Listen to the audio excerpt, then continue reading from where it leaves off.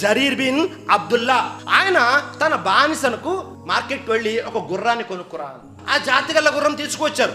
వెంటనే అడిగారు, ఈ గుర్రం ఎంత కొన్నావు అని. 300 దిర్హంలు అన్నారు. 300 దిర్హంలా?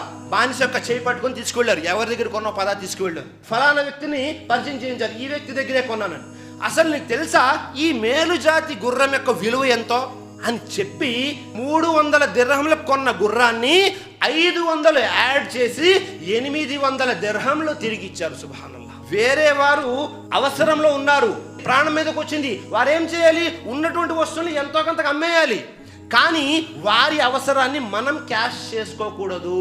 ప్రతి దానికి ఒక విలువ ఉంటుంది మార్కెట్లో, దానికి తగ్గట్టుగా ఇవ్వాలి అని జరీర్ బిన్ అబ్దుల్లా వారు తిరిగి 500 దిర్హంలు ఇచ్చారు. ఇలా చేసేవాళ్ళు ఎవరైనా ఉంటారా? వీరు సహాబాలు చూడండి ఎలా చేశారు.